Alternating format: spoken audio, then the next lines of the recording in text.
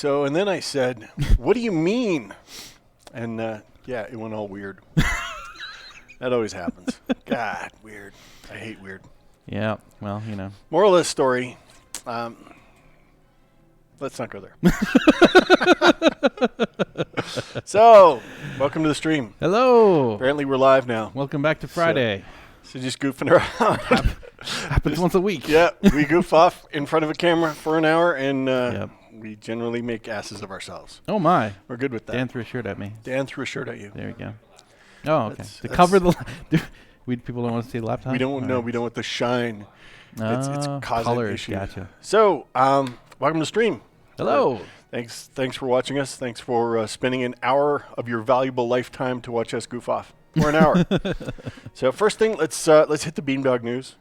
All right. First Jumping thing right into is it today. We have jobs. We do. We are still hiring people.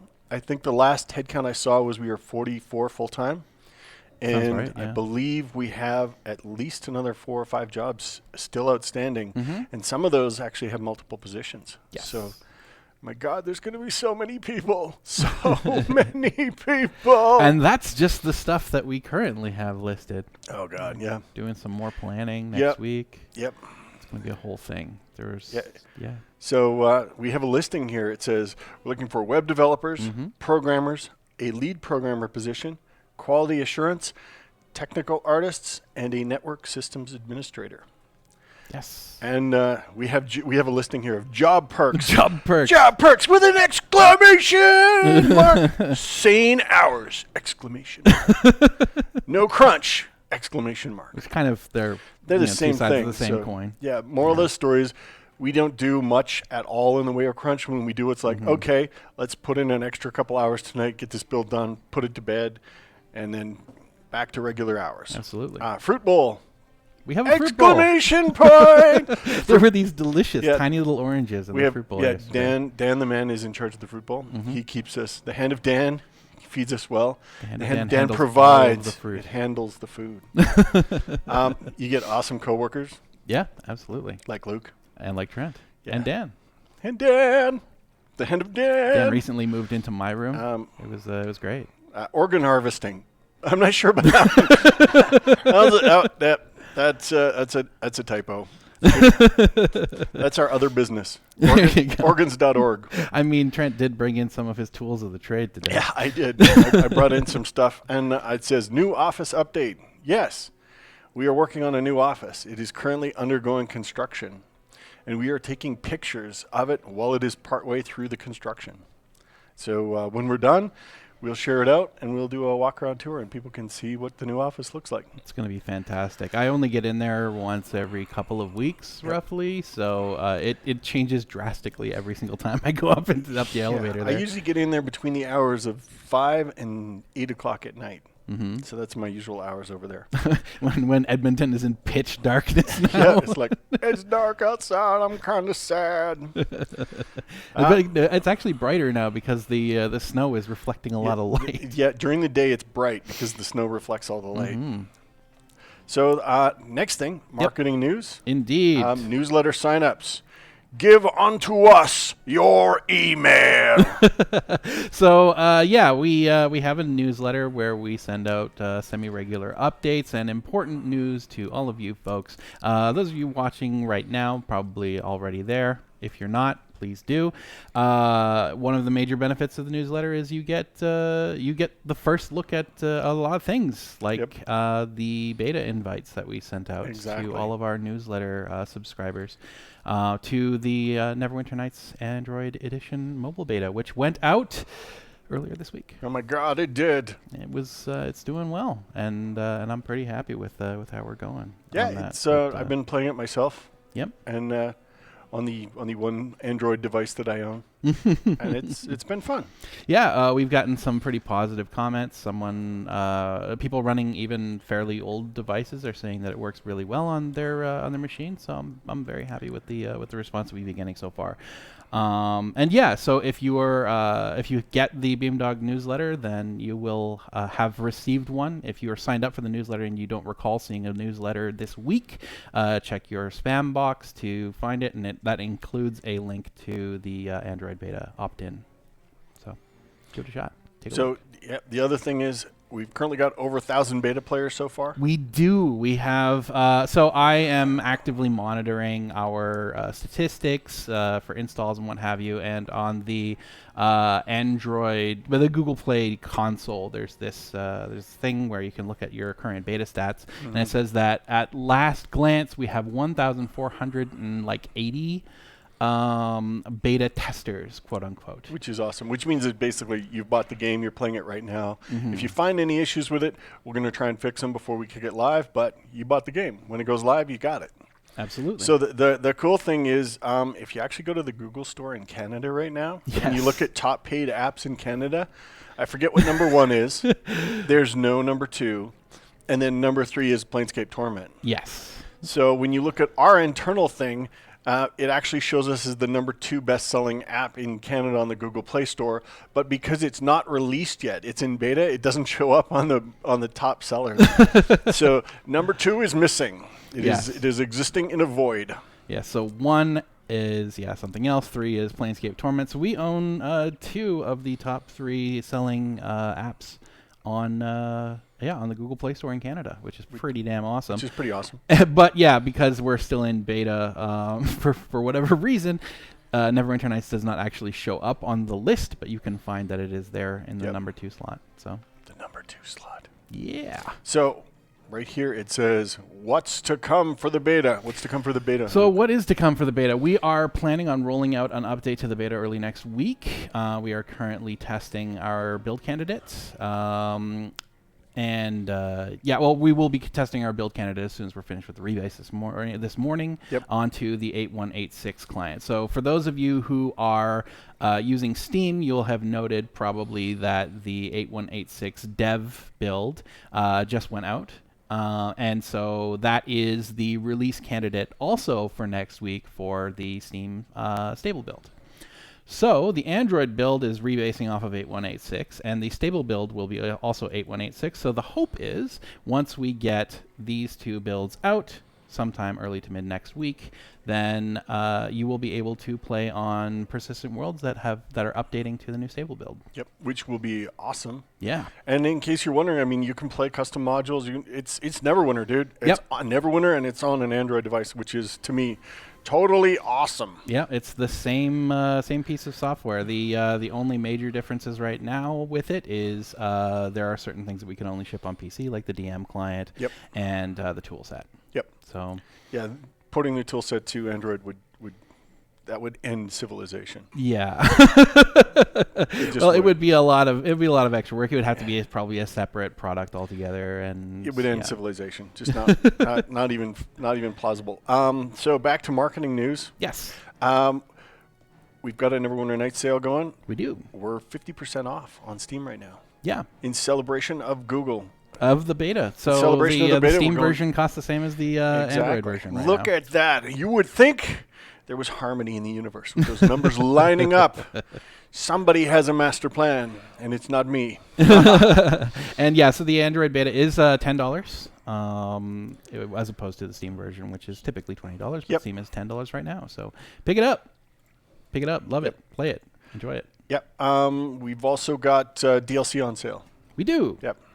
All of the Neverwinter Nights DLC on Steam is also including Darkness Over Daggerford. Yes. Which we totally didn't talk to Alan enough about before we did, but Alan will forgive us because he likes us. Yeah.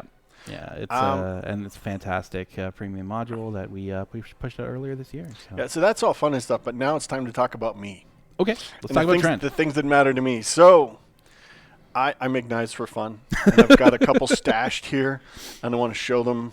So first off, I want to show you a Santoku that is just finished rough grind. So I will hand it to the hand of Dan, and the hand of Dan can show it off. So you can see there's a tiny bit of rust forming there, and you can actually see the Damascus pattern kind of showing up in it. So what's cool about this is what the steel looks like when I'm working it. So first I forge it out, then I make it into a flat bar, then I rough shape the bar with a hammer. And once I got it to a rough knife shape, then I start grinding on it. First order is make it square. Second order is start to actually shape it. Third is to start doing bevels and get the blade in. So the other thing I have here is this is another chef's knife. The previous one and this actually come from the same bar of steel, the same bar of Damascus that I made. This one has been etched, so you can actually see the grain pattern in it. And you can also tell that the handle looks a little wonk because the handle it's just been glued on. So I use a high-end epoxy and brass pins to both mechanically locate it and then grip it as well. So it's pretty cool, the difference between the steel when it's rough ground or when I'm grinding it, and then when I actually do the etch when it shows up. And then I have this knife, which if you look at it, you will see it doesn't really fit my hand. So this was actually made for a friend of mine, a composer who composed the music for Siege of Dragonspear, Sam Hulick. So Sam and I were talking for a while about, hey, I'd like a custom thing, and I like Sam. So that's one of my criteria for I will make something for you is I have to like you. And Sam sent me some documentation. So Sam sent me a picture of what he would like. Now this is sharp, so I'm going to be careful with it. I'm not going to stab Dan. So Sam sent me a picture and some specifications, and you'll notice that the paper is kind of cut to rat. You tested a few times? I got to test. Any piece of paper in my shop will literally get ground up. You couldn't see the shape of it very well there. The other thing that's important is that Sam has fairly small little hands. So my hands are about 4 inches across, maybe a little over. So I got reasonable sized mitts. Sam has much smaller hands. So this is the first time I've actually made a knife for somebody else's hand. And for me to go through and grind it, it just felt really weird. Because I usually grind it and then I throw it in my hand and I'm like, eh. And then I twiddle it and twiddle it and twiddle it. So this is based off of me feeling it and pictures that Sam sent me. He even sent me a picture of him making a fist with the measurement. So it's kind of a cool process. It was a lot of fun going back and forth. The cool thing about this one's, Sam and I were talking, he's like, yeah, I want a knife so I could kind of put it on my mantelpiece. And when the zombie apocalypse comes, I want to be able to hack and smash stuff pretty good. So I'm like, okay, we got to cut bones. We got to make this thing hard, but we need it to be strong. So this is an L601 Damascus. So the 01's a nice hard steel, high carbon. L6 is really strong, and it's grounded at a pretty conservative angle. So it's kind of almost, it's a little shy of an axe grind, but it's not far off. So this should work really well for chopping zombies. So I hope once I get it to Sam, I'm hoping he loves it. And people keep asking me, it's like, how do I get you to make me a knife? And the answer is you don't. I just sometimes choose, it's like, yeah, I'm making a knife. I got this person. So there's no real process. But I think knives are cool, and I really like Damascus. So this is what I do for fun. Those are beautiful and dangerous pieces of metal. Yep. Everything I make is like, it's hard steel, and I like to finish sharpening them. Yep. And as yet, our new HR person has not put the kibosh on bringing those to the office. So. No, she's over in the other office. There so you go. When we move over there, that might be bad. Might be bad. The other thing we should probably do is we should hit some IE news. Sure. So I'll let you do that, Luke. I will do that. You're the master of that universe. I am, yes. I am the man who does both Neverwinter and the Infinity Engine games. 2.6 patch is on the way. It is coming together with the Dice Camera Action Pack. We are working on that at a fever pitch right now. We're getting in some final art now. The audio takes are being mastered, and it's all looking and playing very, very nicely. We also have some in-game items that you can purchase from a new DLC merchant played by Mark Muir as Alveus Malcantor. The world's most famous first-level mage. Indeed. The most major of modern minor mages. The man himself. And he's, we had a lot of fun with that recording session. And so, yeah, it's a little bonus where you can pick up some items like Strix's staff and the gutter knife and stuff like that. So yeah, Mark is a hoot to get in the sound booth. Absolutely, we love working with the guy, and he's contributed a lot Definitely. to our voice work in the past. So that's going to be pretty awesome. Aside from the DLC content that's coming with the Dice Camera Action Pack, that also is going to be including a number of spell and rules fixes that are just going to make the game experience quite a bit better. Sounds good. I might see a note here. It's about Trello as well. Yeah. So on Neverwinter, do we have any Trello card movements or additions? Yeah, we've so done? some stuff has moved. If you check out the Neverwinter Nights Trello board, you will see that a number of the items have been moved away from the input board onto the long-term active or proposed columns. In Neverwinter Nights, we had a conversation about the types of things that we can start doing in the midterm after we get the 64-bit and rendering updates done. So those are things that we're going to be touching on very soon, hopefully, once the major features are kind of out of the way and we can start focusing on those other smaller projects. So we got a ton of community questions, and we've got a ton of questions in the chat. So first off, let's give away a T-shirt. Let's give away a T-shirt. Warhammer Weekend Times. That is a lot of text, man. A lot of letters. Right on. I had a Warhammer weekend last weekend. You did? A couple of us in the office are starting a Warhammer 40K Kill Team League. Okay. And so a handful of us all met up on Sunday and brought in our minis, and we did this whole paint weekend thing. It was a lot of fun. Congrats, Warhammer Weekend. That is your T-shirt. Nice. So here it is, the Planescape Torment T-shirt. I'm also wearing one of them, but it is chilly in Edmonton. So we chill. Yeah. You can kind of. I'm wearing the best shirt of all time, the Icewind Dale shirt. That Icewind Dale T-shirt. The blue looks really just nice. beautiful. I just love the blue. I am sad that I was not here when those things were being made and passed out. So it's a beautiful blue. Yeah. Beautiful blue. So here's what we're gonna do. We're gonna go one from here, one from there. All right. So first question. Why was the card to update and improve the audio system moved to the Icebox on the Trello? Yes. So we have done some exploratory work on the audio system, but there's a lot of stuff in OpenAL that we still need to kind of work out and also try and find the best way to implement features that were previously supported with EAX. Yeah, they're not done in OpenAL. No, and I think one of the key things is EAX worked really well on PC. But it doesn't work on anything else. Yeah. So in order to pull it over to Mac, to Linux, to iOS, to Android, and any other devices we ever want to pull it over to, it's really not an option. So essentially we're looking at that. We're going to park it for a while, get all the platforms up and running, and then we'll take another kick at it. Somebody's going to have to go deep into that to figure it out.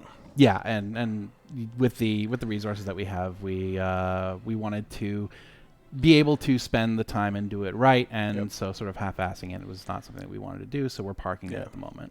Yep. Headline, Beamdog, half-assing it, doesn't cut it. Exactly. Ciao. Here's a question. Where are mine Neverwinter Nights achievements? Your Neverwinter Nights achievements are coming soon. The Neverwinter Nights achievements will be released with the live full version update of Android for Neverwinter Nights. So as soon as it goes out on Google Play, the achievements will be available to start working on, which means that in some cases, if you've been playing the beta and you're already sort of partway through the main campaign, you might have to start again to get some of them dependent. But so mobile version achievements will come first, and then Steve achievements will come next. We have already built the system to be able to communicate with both Google Play and also with Steamworks. So once the Android version is out, which is basically going to be very soon, very close to that's our favorite word as a game developer. The word "soon" is awesome. I was going to say that the achievement work is going to be very close to that as well, because we're continuing to work on them. We have to do we've had to make some modifications to NW scripts in order to add those into the main campaign. So those will be ready once Android mobile is out, and then we'll work on getting it on Steam. So here's a question. Yes. Can I import premium modules from the PC version, and how? Yeah. So you can also buy the premium modules on the Google Play Store. You can buy them directly the preferred on the way Google of Play doing Store. it, but ultimately, I mean, it's a file system. It's a file system much like on PC. Yeah, so if you have the correct drivers, which the manufacturers distribute, and you connect your Android device to a PC, then you can grab any custom content, really, not just premium modules, but anything that you own and have downloaded, and you can open up the Android device, and then it's like com.beamdog.nwn Android, and then within there is basically the exact same file structure that you would find on the PC, and then just go and put them in the same folders that you would anything else, and it should work. Sounds good. Yep. Is there a possibility in the future of playing together with a PC person? Of course. Yeah, like next week. Yeah, next week. So the builds are just out of sync right now because we pushed the beta before we had. The beta is actually running on a slightly older code base than the current dev branch, but a slightly newer code base than the main shipped branch of Neverwinter. Yeah, so what that comes down to is basically, I think that the current stable live PC build on Beamdog and GOG and Steam are 8182. Yep. The Android version is running on 8184, and PC is on 8185 right now. Yep. On the dev branch. Yes. So and when those numbers are the same, which also, if you are running Steam and you missed the announcement, we have given people the option to roll that back to 8184 so that they're on the same version as the current Android beta. Yep. Next week, when we update to 8186, the Android version will also update to 8186, and you'll be able to play the two of them together there. But if you want to play with a PC playing friend right now, ask your PC playing friend on Steam to go into the properties menu, go to betas, and download 8184, and they should be able to play together with you. Sounds good. Yep. Now back to the list. Back to the list. Can we get a ballpark figure of how much money it would take for the developers to continue devoting their time and resources to the expansion of Neverwinter EE content? Would it be possible for end users with a steady flow of income who have previously bought NWN EE to donate funds towards this endeavor? This one's allocated to me. So, from 10,000 feet, a video game studio typically uses a figure of $10,000 per man-month to figure out costs on things. That's to cover the cost of a building, a human, in a seat, full equipment, full computer, everything. It's fully burdened man-month, we say 10 grand. So, in order for us to do enhanced edition content would probably take a team of at least 3 people, maybe 4 people. Yeah. And in order to add the content that people have requested, probably looking at about 6 months. So let's run that in our head, $240,000. That's a lot of money. Mm-hmm. That's a lot of money to go to a charity for. So, I mean, the other thing is, from a company standpoint, could we be spending internally those resources for a better payoff? And the answer is, rather than adding to old content, when we make new content, we can sell new content. Patched up old content, we just can't really justify selling it because it's just an improvement on existing content.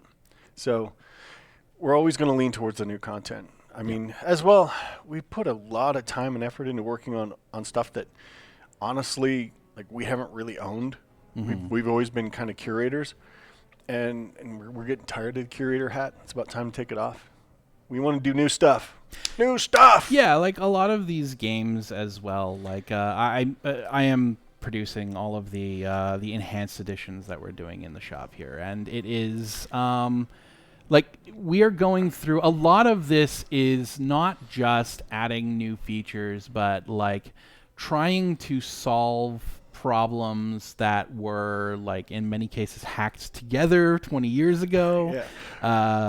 E3 hack 2002. Yes, we found that comment in one of the in one of the features that we touched on very recently. Yep. Where it's like, hey, this was hacked in for E3 many years ago and never fixed. And it worked well enough that nobody fixed it back in the day. So we've kind of had to go back and fix a lot of other people's problems essentially. Yep. And and there are many things that we just can't achieve. And so, yeah, doing something brand new, or at least doing something that we have a lot more control over is Moral of the story: new content good, old content bad. I wouldn't necessarily say bad, but harder to work with. And not as high of a payout. And then we have to actually, from a QA standpoint, we got to go through and literally retest all of the old official campaign, and that's hours upon hours of testing. Mm-hmm. Next question. Question on Android NWN EE. Can you please make right-hand panning screen to be possible to switch direction? Thanks. So I am assuming you mean that. So this could be one of two things: either switching the virtual joystick onto the right hand and camera control to the left hand, which is potentially an option. It hasn't been asked before because we're basically going with the video game controller scheme where it's D-pad on the left and buttons on the right. But not an option. The other one being, can we switch horizontal rotation? Okay. Because some people swipe left and want to look left. Some people swipe left and want to rotate right. Yep. It's like, so for me, joysticks forever, pushing forward meant go down because I played the heck out of flight simulators, right? So I'm like, flight simulator guy. And then it was Modern Warfare. Call of Duty Modern Warfare. I was like, I will learn to be a regular console gamer. I'm going to retrain my brain that up is up and down is down. And it was really uncomfortable, but eventually I got it. Yeah, so I get it. As a matter of fact, I'm one of the players who feels that the left-right horizontal rotation on Neverwinter Nights is backwards as well. I still try and rotate and find myself turning the camera the wrong direction sometimes. So I'm on board with that. It's something that I would like to do. We just need to basically add a toggle, and it should actually be fairly trivial to do. So something I want to look into. Okay, next question. Yay. Can we get arrays or lists in NW script? That's a good one. That is a good question. Something we'd have to hand over to our script guy. Well, I think the right person.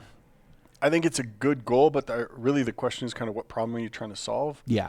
I think if we know what problem you're trying to solve, it's just going to come down to what's the right way to do it. Yeah. And if lists and arrays are kind of part of doing that, well, we can take a look at it.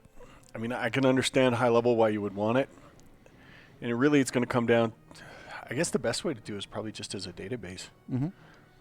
And we got a database in there, so use the database. Here's the next one. This has been suggested on the forums before. You have area instancing for Neverwinter, but you don't have instancing that loads area/earths from disks and saves back to disk. Some servers have this in the old version. Will you make this a feature for the EE version? So are you requesting instances that save state? Because that's kind of what I'm reading here. So you're saying I fire up an instance, and then I save that instance out as a specific instance, and I could save multiple instances in parallel? Because that's kind of what I'm reading here. And the answer is I don't know of a really nice way to manage that from a server standpoint of how do you know which instance maps to which characters and how to best restore that. So if that exists on some of the older servers, then, I mean, we can start looking at how that was implemented previously, see if that's still tenable. Yep. And, yeah, I can't say it's something that we would be able to do quickly, but something we can look at to see if it's viable and what should be what we should take action about. Mm-hmm. Yep. Next question. With 64-bit, will load times get faster? Right now, if you fancy map a tile set, it takes more time to load. So there are two parts to this. So 64-bit, the main gains from 64-bit are more going to be in sort of general performance, I think, especially in like particularly busy areas of the map, places with lots of placeables and what have you.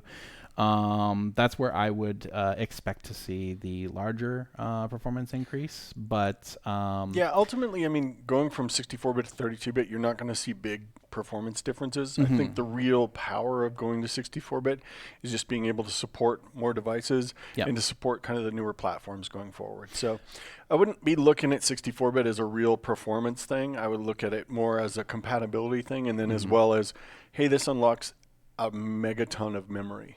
Yeah. So capabilities of the system and how big you can make things. The ability to do a little bit more with your levels. To do silly stuff. Yeah. And I mean, as sort of an addressing of the issue at hand, which is not necessarily addressed by 64-bit, the actual like rendering of textures and things like normal and specular maps and stuff like that. That is something that is probably going to be addressed with the new rendering code. The new renderer is like right now it's in like the 7th circle of hell. Yeah. I think Cam's on Rev 7 on it. He's got something he kind of likes, and now he's just got to bring it back, and essentially he's got to bring everybody else to the same level of madness that he's at so they understand what he's working on. Yeah, I think sometime next week or the week after we're probably going to have a sit down and chat about what situation it is in, and what the next steps are for that. Yeah, the answer is abstraction. So there's been a tool set hang related to object property windows and the transition wizards that's been reported in the forums and on Steam for months now. Is there any progress on this? It's been awful. Tool set is one of those things that we got one person who works on it, and that one person is a volunteer. Yep. And that one person happened to get married recently. Yes. So the tool set stuff kind of stopped for a while there. Yeah, but he is back and he is looking at things right now. So so hopefully in the near future we'll be able to roll a fix on that. But ultimately, I mean, toolset's one of those things where it's in a completely different software package, and synchronizing it with the main build and just working with it is really difficult. And in retrospect, I can understand why the Obsidian guys for Neverwinter 2 kind of rebuilt the toolset.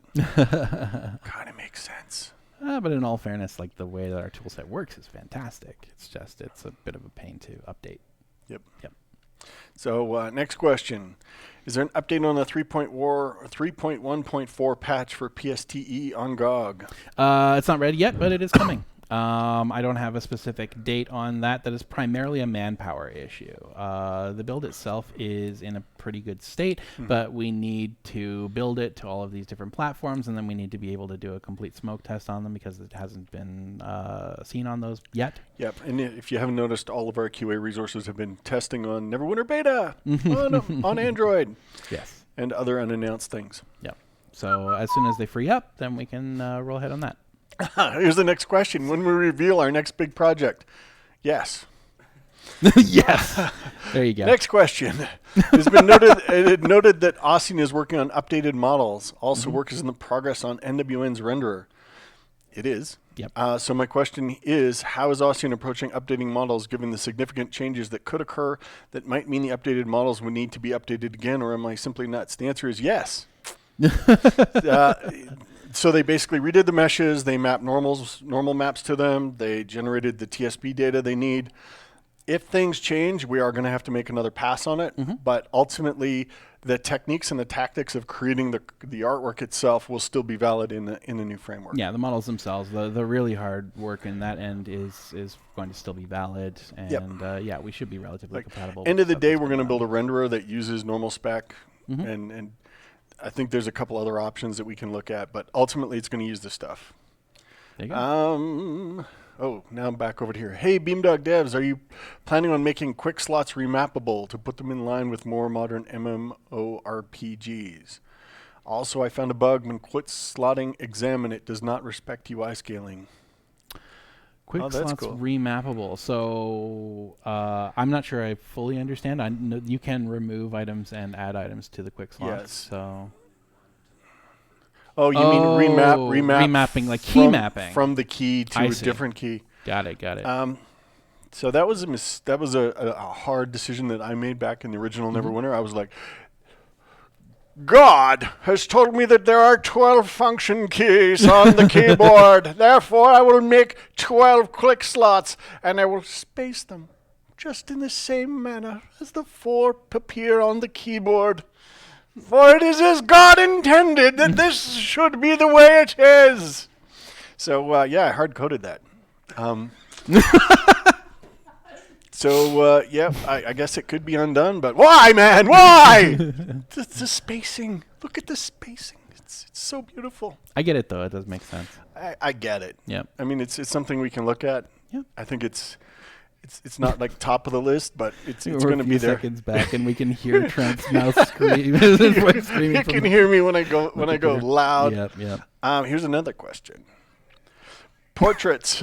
I won having myself made into a custom portrait a while back. Any word on the progress?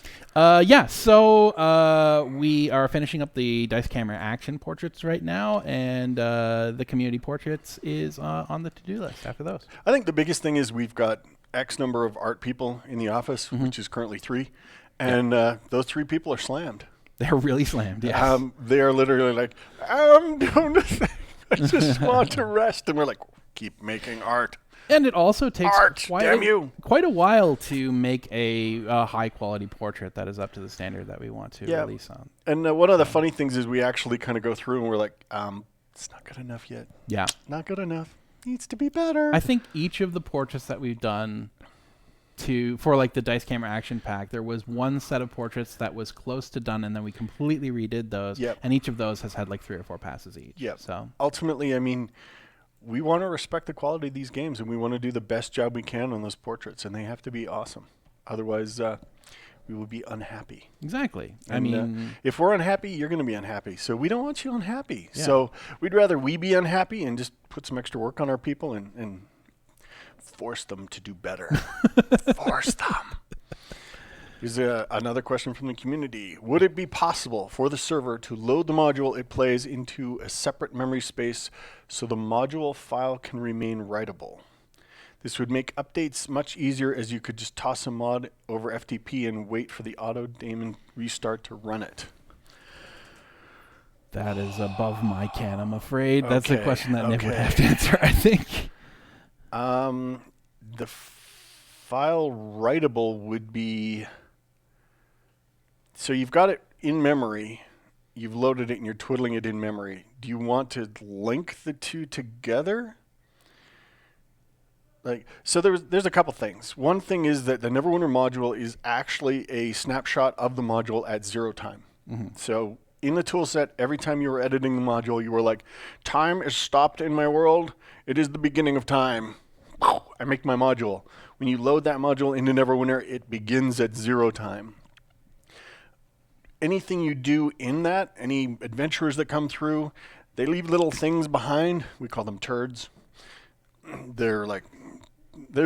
actually an acronym. Yep. We made it up, but we totally made it up so it matched turds. because we are children. Sometimes mentally children. Start with the acronym and you work backwards. We work backwards. So players leave little turds, and it basically when a player logs out, they leave a little turd saying, hey, I was here. So when they load back up, boom, that's where they are. So that is actually a delta on the state of the module. Mm-hmm. So the module that the toolset plays with is 0 time state, and then you've got this kind of essentially delta state on top of that. So it's sort of a pristine pre-turded state. Exactly. Got it. I mean, there's a potential. We had talked about one time being able to load essentially save games into the toolset and twiddle them, but with the willingness to touch the toolset that we currently have, the answer is no. So, no. Next question. I guess I keep forgetting where we are.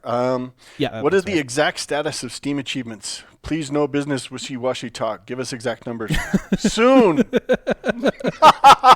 All right. So I'm not sure what exact numbers you're looking for, but there are 48 achievements. Yes.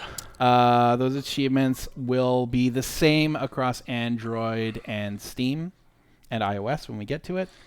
The PC achievements may be available a few weeks after mobile goes out, dependent on just how long it takes to make sure that the Steam code is working the way it should.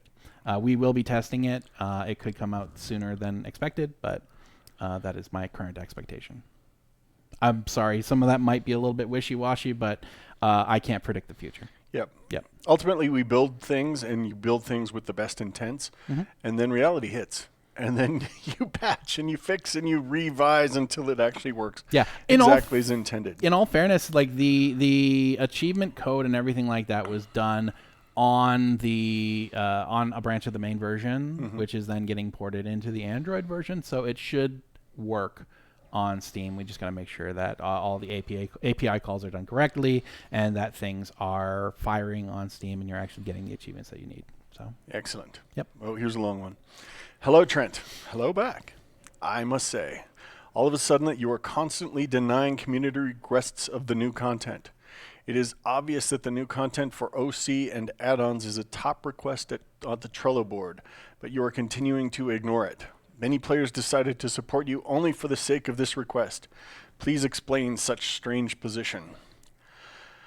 Ultimately, we don't want to go back and touch the content just because of the QA time is one of the biggest loads. I mean, we've got to not only go through and test the new stuff we add, but we've got to test it for any kind of instability that we introduce into the existing content.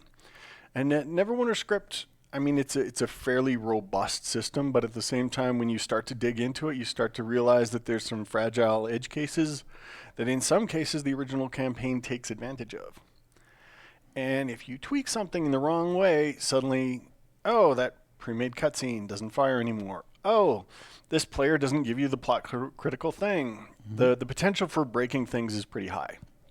I mean, ultimately, we want to focus on the future, and we want to kind of drop the curator hat and stop reworking old stuff and make new stuff. I mean, as a studio, our mandate is to make fun, and I want to make new fun, and I think our whole team does. So I don't feel like it's a sudden switch in position. I mean, we've kind of always been pretty straight up about we don't want to redo a lot of old content. We're willing to look at stuff where we can to make slight improvements, but anything that's a big insert really opens us up to a ton of QA. So I guess that's that. Yep. Next question. If we buy the Android version of NWN EE, can we install it on an external SD card? I use Android 7. So yeah, we're looking into the viability of doing that way currently. I do understand that because of extremely large file sizes on mods and things like that, then yes, that is that's something that we definitely want to look into doing. So just making sure that that we have our I's dotted and T's crossed before we allow that. So here's the next question. Any ETA for 2.6? It's going to be a while. I mean, anybody who's got a heartbeat in the studio is currently working on other stuff. Yeah. Well, yeah. We do have people like well, yeah. well, within the studio, we do Yes. have some people that are working with us on doing all of the the spell fixes and the so spell on. fixes So those are and external. the implementation of the stuff that is going into 2.6. But it is actively being worked on, mostly out of studio, although I'm also working on it quite a bit. Actually, a lot of the stuff I'm doing today is involved with that. Oh, wow. But yeah, it's a few weeks out still. Yep. Yep. Next. Will we get forum badges if we participate in the beta test and buy the game on Google Play? I don't know of an easy way to verify that. Can we verify that someone has bought it on Google Play and then give them a specific badge? I guess if they're logged in with a Google account or have their Google account verified on Yeah, Beamdog, I don't know. We haven't thought about that, but that's a good idea. We'll look into it. We'll see if Yeah. we can figure out a way to do it because we totally want to recognize people who help us out, man. Absolutely. We're all about credit where credit is due. Yeah, so we'll look into it. Patow. Next question. When will NWN EE come to iOS? I need this on my iPad Pro and to maximize the graphics. Soonish. Yeah, so the order of operations is ship Android. Ship on Android. That is coming then soon. 64-bit. Then 64-bit, which is going to PC and Android as Yeah, well. so rebase and then iOS. iOS requires us to do a 64-bit binary, so 64-bit needs to be merged in first. So ETA is sometime next year. Yeah, and with Baldur's Gate, we were committed to kind of trying to keep versions in sync, but we fell apart. We kind of got out of sync on the platforms. Recently, we resynced with essentially mega patches. Going forward on Neverwinter, that's not an option. Right. Interoperability is key with Neverwinter, so anytime we do a patch on Neverwinter, it has to hit all platforms. At the exact same time. We're going to do kind of the dev branches on the PC side, and then when we launch a full branch, that's going to go to everything.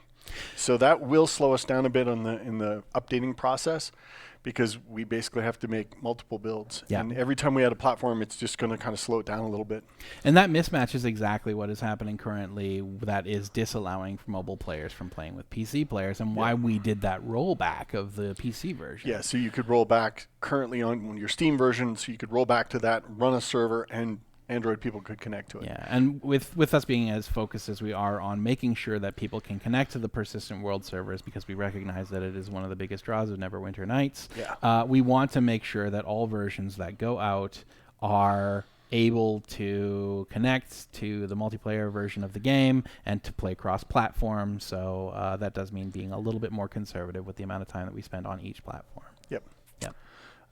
Next question. I forget where we looked at last. That was this question, so let's go with this next one. question.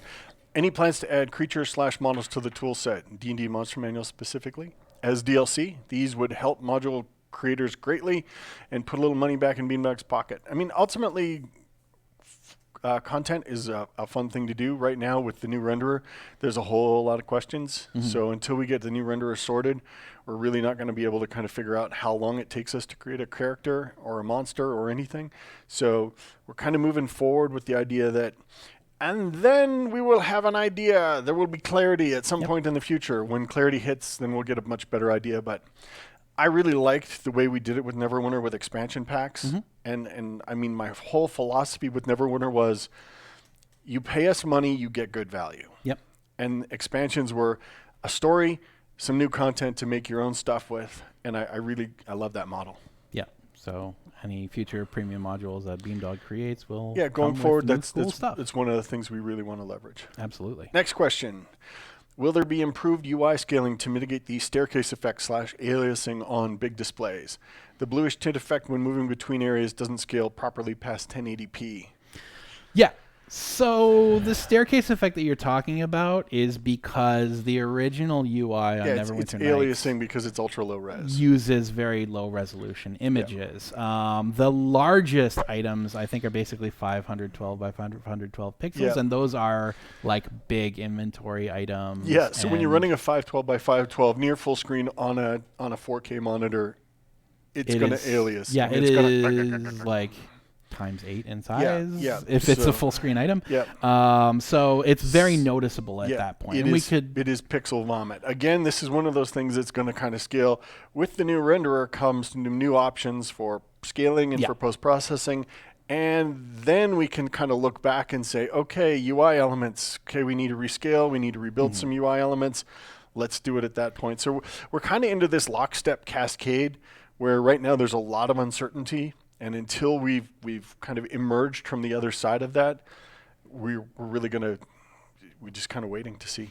Yeah, and I've taken the initiative on upgrading some of the UI art, like the sidebar buttons you'll notice on the Android version have gotten a rework. We took the original source art and we gave it to a professional basically like UI graphic designer to pick up, and he created high resolution images of those, and those are, I hesitate to use the word future-proofed because things just keep on growing in size, but they're much larger than the originals, and they are scaled down to fit at this point. So at one point, I made the statement that no one will ever have more than 64 megabytes of graphic memory.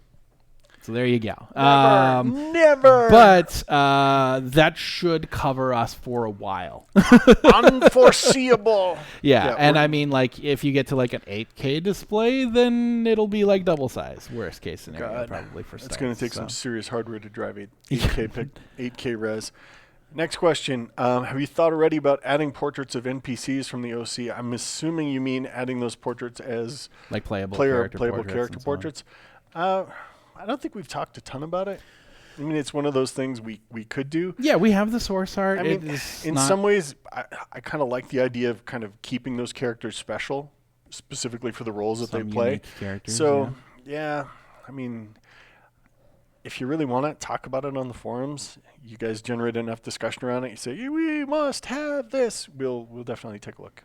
Yeah, it shouldn't be specifically that difficult to do. It's adding them to a different 2DA, basically. So, next question. Can the team talk about enhancements that could be coming for area load times and FPS drops in areas with larger fog clip distances. Again, this is a gray area until the new renderer comes along. Like we have really kind of stopped work on the current renderer because it's a dead end. It's going to go and it's going to stop. And it's basically, it's shader based right now, but it still fundamentally treats everything as a hardware TNL based solution. So that is going to die when the fog of war stops covering what we're doing with the new renderer. It's going to be a while though, because we're still deep in R&D. Like, surprise, surprise, from 2002 to 2018, renderers have done a lot of different things. Video cards have changed the way that things are done. Immediate mode versus deferred one is one of those big things that kind of pops up. So it's kind of nutty. Yeah, so that does mean that, we anticipate big performance upgrades when the render stuff happens. I don't know. Like, the truth is, when you have the content tools, you will always be able to bog down whatever renderer we make. Well, yeah, we give you the option to kill it no matter what we do. Building performant content is part of your purview as a content creator. You can make the most crazy over-the-top thing you want, and if it runs like crud, your users are having a bad experience. It's kind of standard game dev. I mean, I remember Cam on MDK2, he would take the engine home, he would rewrite it, he would bring it back, and then the level artist would take an engine that was running really well at like 40, 50 frames per second, and they would crush it down to 10 again. And then Cam would take it home, rewrite it, bring it back in, and those 10s would go back up to 40, 50, and then they would crush it again. And you say I can add 100 particle emitters on the screen? I can do more. Let's do that. Exactly. Let me crush the rendering. So next question, how big is Beamdog now? I believe we were 44 full time. That is I think the current stat. And a handful of contractors as well. And we got a new QA starting Monday, so that'll be 45. How many people work on NWN EE and how many on the Infinity Engine games? Oh, man. NWN EE, if I remember correctly, was 16, including QA and production. Yeah. Yep. And then IE has, oh, man. Was there 12 over there? Well, there's quite a few contractors working on IE. Yeah, if you count contractors, team, it's probably like 15 or so. And then the rest are working on something else. We won't talk about that. In the past, it was stated you do not have access to the source code for Icewind Dale 2, which is making an enhanced edition unlikely. Any movement on this? Are we out of luck? You're out of luck. Nothing. Zero. Yeah. I haven't. We haven't found it, and the cost to reverse engineer it is just too great. Too many changes. Next question is, which deity does Trent follow? Razer, Logitech, Corsair?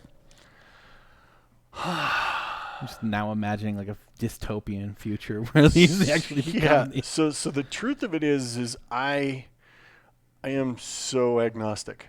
It's like with apples. When I go into the store, I'm not like, I am going to buy the Macintosh Apple. I buy whatever apple looks good and is on sale and is just the right. It must be crisp. It must be flavorful. And I look at the same thing with PC peripherals. They must be flavorful. Is it sad that I didn't think of the fruit apple? And I thought that you were talking. I was like, but wait a minute. Like apples aren't crunchy. You don't eat apple, man. Well, I was thinking like they're pretty like limited in what they offer to you. Ultimately, but yeah, no, you're talking about the food that you eat. Yeah, I bought a lot of Logitech stuff. I have some Razer stuff. Way back in the day when I was writing controller code for Shattered Steel, the CH Flight Stick people sent me a bunch of stuff, and the CH Products guys sent me a bunch of stuff, and the other group didn't send me anything. So I totally tuned the hell out of their stick, and it played brilliantly. And then when I got the other stick and we bought one and I played it, it was just bad. And I was like, I'm not changing that. I am a petty god. Yeah. Yeah, at home, what am I? My webcam is Logitech. My mouse is Razer. My headphones are, I don't even, Sennheiser or something like that. Yeah, I have the Sennheisers as well. Yeah. My PSU is Corsair. I buy, and my box is Antec. Yeah, I buy Corsair PSUs. I usually buy Asus for video cards and for motherboards because I love Asus because their stuff is solid, man. It's good stuff. Next question. Will we ever get the custom placeables from Darkness Over Daggerford for vanilla? For instance, the food, the cheese, the wagon, and the tile cover placeables. I don't know. I can just talk to Alan about that. Yeah. Yeah. Sure we can. We'll make a note. That's We'll talk to something we can Alan do. about it. We'll see what his thoughts are on that. I mean, ultimately, we want to respect the content he made, Yeah. so... next question. Long, many words. I must admit, I've heard plenty of requests concerning remastering of the old content for the OC and the add-ons. Especially people want to see remastered Hordes of the Underdark. Isn't it a good idea? Trent, that will make the words Enhanced Edition more reasonable. I suppose people would be happy to have something like Ascension for BG. I mean, old content's old content, dude. There's only so much we can do with that. When we start new on new content, there's just so much more potential. Like, I guess philosophically, I'm one of those guys who I like the new. And I don't reread old books. I don't replay old games. I'm not a completionist. I am crit path man. And I blaze forward on the new stuff. And when I'm done, I'm happy to be done. I'm like, yay, I'm done this game. I am free of its grasp, and it no longer has any hold on me, and I move on to the next thing. So it probably guides me from a philosophical standpoint of always favoring the new content versus the old stuff. And I mean, the stories we told at BioWare, those were stories that those writers and those designers wanted to tell, and I believe they were well told. And I think there's some gaps here and there, and there's some holes, but I think those are kind of part of the product and part of the time. And I really just don't want to go back and revise that because we can. I really kind of want Neverwinter to be what Neverwinter was, and Enhanced Edition. I mean, we're still working on enhancing it. I think we bring in a new renderer and bring new platforms. I think in a year's time, when you look at Neverwinter, you're gonna be like, Neverwinter Nights Enhanced? Holy, yeah, totally, man, totally. Yeah, and I mean, I guess the words Enhanced Edition can be interpreted in many ways. We're going primarily for technical enhancements to the game to make it run better, look better, feel better. Yeah, I mean, I look at Neverwinter as a platform. So Dan just told me blast through the questions. So people want to finish the Enseric the Swords quest, continue the line of the hero of Neverwinter for OC and Hutu. I understand that, but at the same time, there's actually a fair bit of work to go through and hook all that stuff up. And then the QA load just terrifies me. So right now, there are no plans to do that. There you go. Next question. Will hard-coded feats/skills in Neverwinter EE be changed so they can be modded? Yeah, it's on the Trello board. We are planning on looking at it. It's something that we're looking into. It's one of those things. Yep, it's on the roadmap. It's happening. Yeah. Next question is, will the old way of making models still work with the new renderer? I mean, ultimately, there's going to be a 3D art asset and a series of texture files that get thrown in and get compiled in some way through the renderer and thrown up on the screen. So if you're making 3D art assets, you'll be able to make them work on the new renderer. They're always going to be valid. The process to get them into the game might change slightly. I mean, we might add a new file format. It's been one of the discussions of, hey, what if we added X? Yeah, I would love to be able to just like export an FBX and drop it right into the game personally. So we're still kind of digging in on that front. But if you make a 3D art asset and you apply textures to it, you'll be able to get it into the game eventually. Yep. Next question. Any thoughts on raising the level cap? The level cap's Past like 40? 40's pretty damn high, man. 40 is twice as much of what D&D typically 40 allows. is like, I am a god. I think the reason we capped it at 40 was we actually ran out of content. It's like, how many more powers, how many more abilities can we give these characters? Yeah, I'd have to look into what needs, what algorithmically could happen to the game after you get to 40, because we kind of ran out, like at that time when we had all the rules books, they had just kind of come out with the epic levels, and we kind of like, okay, I think that's about where it tops out. So Yeah. We really didn't want to go too And much I mean, further. I understand that original or that the custom content and stuff like that can include really high level shit. Yeah, I mean, and I'm it not comes sure, down, so. D&D from a granularity standpoint is actually pretty coarse. Mm-hmm. I mean, if you look at a Diablo or something like that, I level 123. It's like Yeah. totally valid. In D&D, level 123 is like, all my stats are awesome. I flick Cthulhu and he dies. Yep. So all the gods in the books are like level 36, 30, 40. Mm-hmm. I'm so far above. I crush. So it's one of those things I don't think we want to go too far past. Dan's giving us the you got 1 minute, wrap it up, and shirt. Okay. So we're going to shirt at the end. This is the end. My friend, beautiful friend. So the shirt at the end goes to Demon Witch _B. Demon Witch _B. Congratulations. You won one of these shirts. Congratulations. I think we're going to run out of those pretty soon. Possible. Get them while they last. Yep. We're always running down on shirts. Have a good one. Take care, everybody.